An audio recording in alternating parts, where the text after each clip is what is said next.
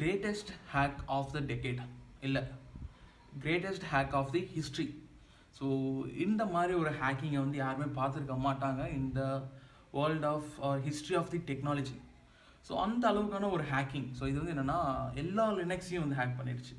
So Kali Linux, Debian Linux, Fedora, Arch, so இந்த மாதிரியான எல்லா லினக்ஸுமே ஹேக் பண்ணிடுச்சு. நாம் ஏதாவது ஹேக் பண்ணோம் அப்படின்னா காலி லினக்ஸ் யூஸ் பண்ணுவோம்.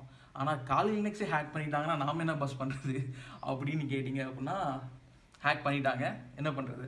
ஸோ இந்த ஹேக் வந்து எப்படி நடந்துச்சு அப்படின்னா ஒரு ஓப்பன் சோர்ஸ் ப்ராஜெக்ட் மூலயமா. ஸோ இது வந்து என்னென்னா ஒரு ஓப்பன் சோர்ஸ் ஹேக். இந்த ஹேக் நடந்து இன்னியோட கிட்டத்தட்ட 2 months ஆச்சு. பட் இது வரைக்கும் இந்த ஹேக் பண்ணது யார், இதுக்கான ரீசன் பிஹைண்ட் என்ன, இல்லை இந்த பர்டிகுலர் ஹேக்கிங் வந்து எப்படி ஒர்க் ஆகுது, எதுக்காக இதை வந்து ஹேக் பண்ணியிருக்காங்க அப்படிங்கிற எந்த டீட்டெயில்ஸுமே வந்து யாருக்குமே கிடைக்கல. எல்லா சைபர் செக்யூரிட்டியுமே ஃபோக்கஸ் இப்போ இதில் தான் வந்து இருக்குது. But still